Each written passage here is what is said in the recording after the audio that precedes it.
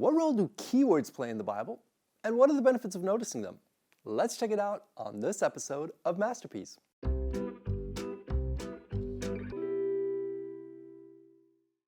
Welcome to another Masterpiece episode. My name is Chris, and I want to help you take your Bible study experience to the next level and discover just how beautiful and fascinating this book really is. If you're new here, thanks so much for stopping by, and of course, make sure you hit that subscribe button and activate the bell so you won't miss any of our upcoming exciting episodes. And if you find the video helpful, I would be super grateful if you would give it a thumbs up and share it with anyone you think might also benefit from it. All right, so right now we're in the middle of a series called How Does the Bible Work? And what we're basically trying to do is to find out how the biblical authors communicate and what we should pay attention to when we actually study a biblical text. Now, in the first two videos in this series, which you can check out right up here, we discovered that a really important way of communication in the Bible is through repetition of words, phrases, sentences, motifs, themes, and so on. We're not really used to this because we're always told to use synonyms, but in the Bible this is very normal and you can find it everywhere, especially if you use an accurate translation. So if we want to go deep in our Bible study and discover really amazing things, we have to pay attention to repetition. Okay, so maybe at this point you're saying, well, that's all great, but what are the practical benefits of this? How exactly is this useful? Great question. So one of the great benefits of noticing repetitions is that it helps you to see at least 4 things in the text. And once you see these 4, you have a much better chance of understanding what a passage is about and what message the author is trying to get across.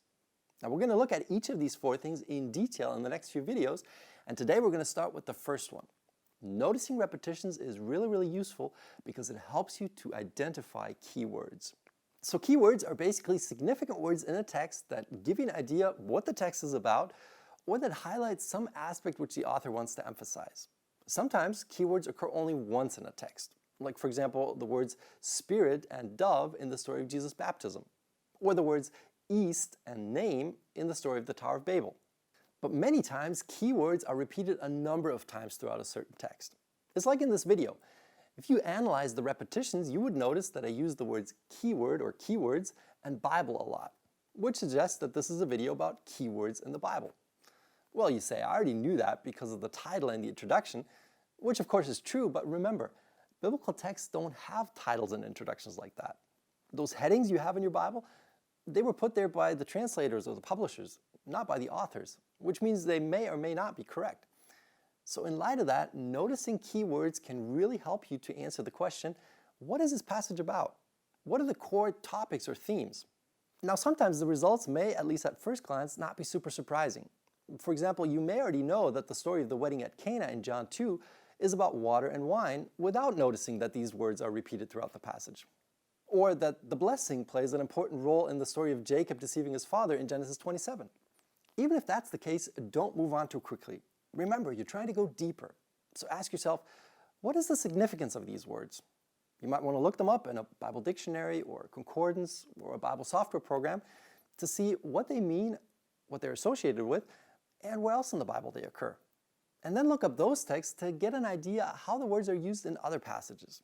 Also, see if you can detect any patterns in the way the keywords are used in the passage you're studying, and check whether they occur anywhere in the immediate context. For example, if you analyze the story of Cain and Abel in Genesis chapter 4, you'll notice that one of the keywords in this story is the word brother, which occurs 7 times.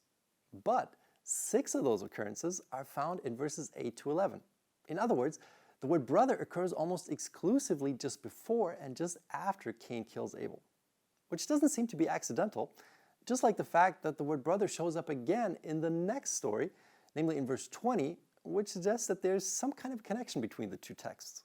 So even though it might not be super surprising that brother is a key word in Genesis 4, you can still gain a lot of new insights and gain a better understanding of what the author's trying to say by taking the time to analyze that keyword. Sometimes noticing keywords can also open up a new perspective or help you to see a really important aspect of the text which you might have missed otherwise.